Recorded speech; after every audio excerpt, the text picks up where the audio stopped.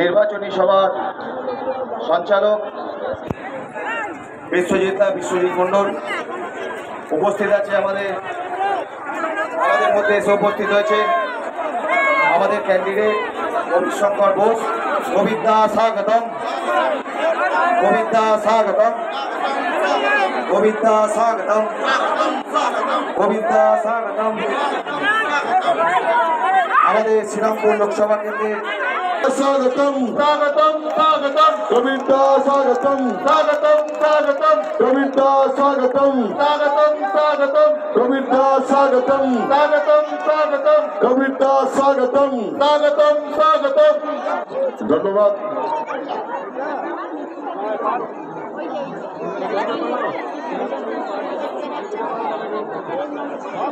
Hello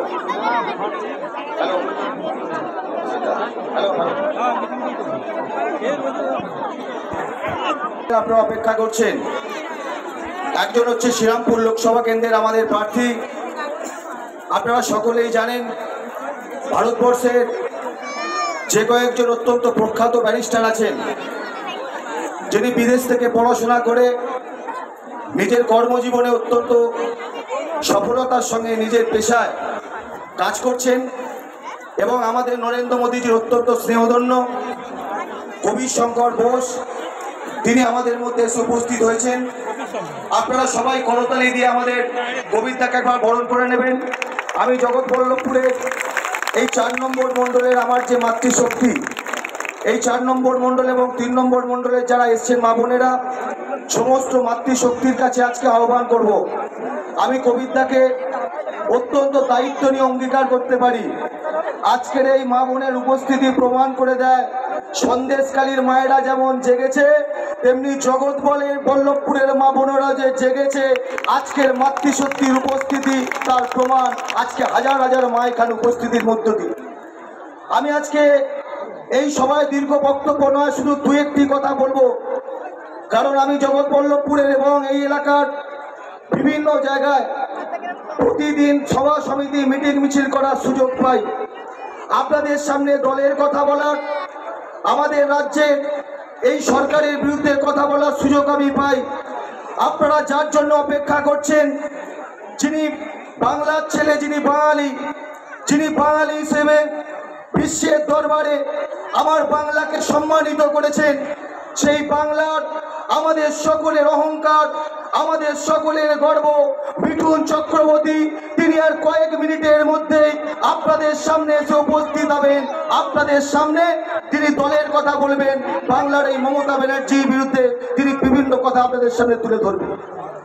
আমি শুধু আপনাদের কাছে বলি যে কেন আপনারা রবিশঙ্কর বোসকে ভোট দেবেন, কেন আপনারা কল্যাণ ব্যানার্জি পার্টি নরেন্দ্র মোদীর নেতৃত্বে আমরা ভারতবর্ষে কি কাজ করেছি আমরা সে কথা বলবো। আর ওরা 13 বছরে বাংলায় ক্ষমতায় থাকার পর বাংলার মানুষের জন্য কি কাজ করেছে তার ভিত্তিতে আপনারা মূল্যায়ন করবেন, তার ভিত্তিতে আপনারা ভোট দেবেন। এই জনতার আদালতে আমি সে কথা বলতে এসেছি। আমি আপনাদেরকে একটাই কথা বলি, নরেন্দ্র মোদীজি গত 10 বছরে আমি একটা জায়গায় গোবিন্দা আমাদের আছে, গত কয়েকদিন আগে আমি রুদ্রপুরে একটা জায়গায় র্যালি করতে গিয়েছিলাম।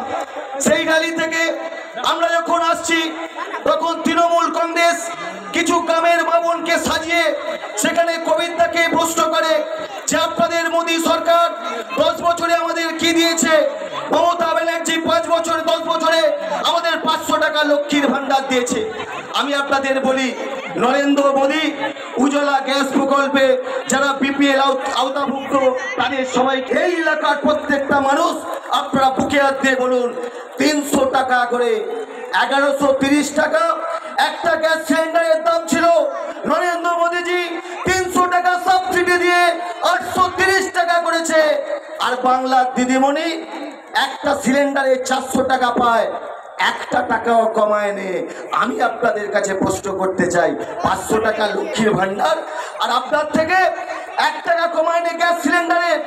এক ইউনিট ইলেকট্রিক সারা ভারতবর্ষের সমস্ত স্টেট কোথাও 2.5 টাকা, কোথাও 3 টাকা, কোথাও 3.5 টাকা। আর বাংলায় 1 ইউনিট ইলেকট্রিকে 8 টাকা করে চার্জ নেয়। আপনারা বুকে হাত দিয়ে বলুন, আপনার টাকায় আপনাকে লক্ষ্মীর ভান্ডার দিয়ে আমার বাংলা মাকে ঠকাচ্ছে, আপনাদেরকে পাওয়া চাইছে। আমি আজকে একটা খুব গুরুত্বপূর্ণ কথা বলবো। আজকে বেগড়িতে আমি জানি না কেন যারা বেগড়ির নেতারা আছে তারা জানে কিনা, আমাকে কিছুক্ষণ আগে কয়েকজন সাংবাদিক ফোন করেছিলেন।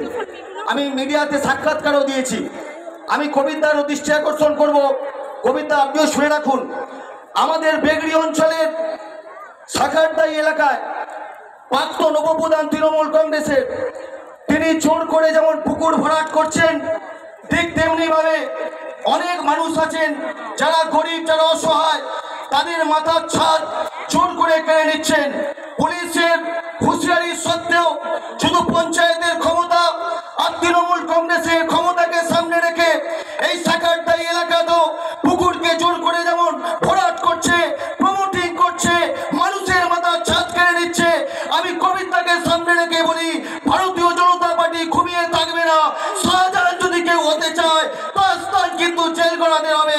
আমরা বাংলার মায়ের একটা মায়ের ছাদ আমরা কেড়ে নিতে দেবো না। আজকে এই সভা থেকে আমি বলছি, আমি এলাকার মানুষকে বলি, শুধু সন্দেশখালী নয়, আমার বেগড়িতেও কিন্তু অনেক শাহজাহান আছে।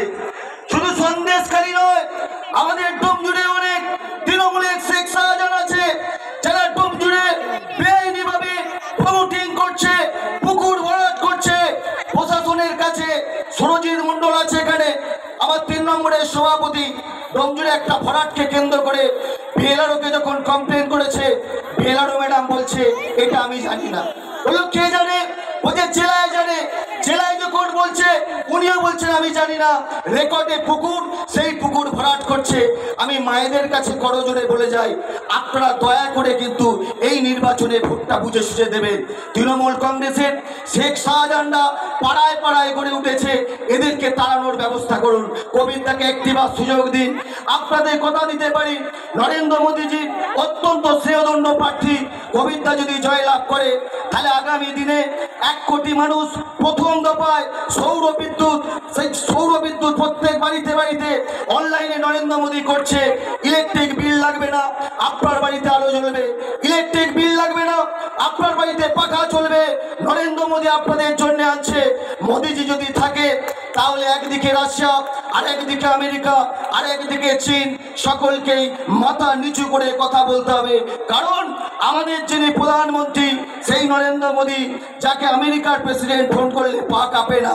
আমাদের যিনি প্রধানমন্ত্রী, ইউক্রেন আক্রমণ করলে রাশিয়া, আমার প্রধানমন্ত্রী রাশিয়ার রাষ্ট্রপতিকে ফোন করে বলে 12 ঘন্টা আপনি যুদ্ধ বন্ধ রাখুন, আমার ভারতের সমস্ত প্রবাসীকে আমি ফিরিয়ে নিয়ে আসবো। গর্ব হয় আমার, 12 ঘন্টা নয়, রাশিয়ার 24 ঘন্টা যুদ্ধ বন্ধ রাখে আমার সেই গর্বের প্রধানমন্ত্রী নরেন্দ্র মোদী। বাংলার গর্ব, ভারতের গর্ব। আমরা আজকে সবাই বলি সারে জাহাঁ সে আচ্ছা হিন্দুস্তান আমারা। নরেন্দ্র মোদী আমাদের গর্ব, নরেন্দ্র মোদী আমাদের অহংকার। ভারতবর্ষে এগিয়ে চলেছে। আগামী দিন 5 নম্বর অট্টরি দিতে আছে।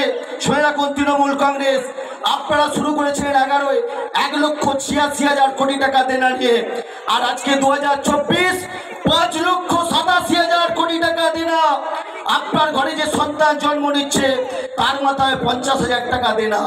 আর নরেন্দ্র মোদীজি 10 বছর আগে শুরু করেছিল, বিশ্ব অর্থনীতিতে 11 নম্বর স্থানে ছিল, আর আজকে 10 বছরে 5 নম্বর স্থানে। 24-এ ক্ষমতায় আসার পর আমরা 3 নম্বর স্থানে যাব, এটা আমরা অহংকার করে বলি। জয় হিন্দ, বন্দে মাতরম, ভারত মাতা কি জয়। 1 নম্বরে ভোট দিন, কবিতাকে ভোট দিন, সকাল সকাল ভোট দিন, কবিতাকে ভোট দিন। সর্বশেষে শুধু একটা কথা বলে যাই, পাড়ায় পাড়ায় তৃণমূলের নেতারা বাড়িতে বাড়িতে গিয়ে বলছেন যদি আপনি তৃণমূলকে ভোটটা না দেন তাহলে লক্ষ্মীর ভান্ডার আমি বন্ধ করে দেবো। পাড়ায় পাড়ায় গিয়ে বলছেন যদি বিজেপিকে ভোট দেন আপনাদের লক্ষ্মীর ভান্ডার আমি দেব না। আজকের এই সভায় চ্যালেঞ্জ করে বলে গেলাম, যদি একজনেরও লক্ষ্মীর ভান্ডার তৃণমূল কংগ্রেস বিজেপি কোনো অপরাধী বন্ধ করে 4 তারিখের পর সুদ সমেত আপনার অ্যাকাউন্টে দেওয়ার দায়িত্ব বিজেপির, এটা আমরা কথা দিয়ে গেলাম, এটা আমরা অঙ্গীকার করে গেলাম। সবশেষে বলে যাই, লক্ষ্মীর ভান্ডার তৃণমূলের বাবার টাকা নয়, আপনার আমার ট্যাক্সের টাকায় লক্ষ্মীর ভান্ডার। তাই আপনারা তৈরি থাকুন, আপনারা প্রস্তুত থাকুন। ভারত মাতা কি জয়। ধন্যবাদ ভাই অনুপমকে ওনার মূল্য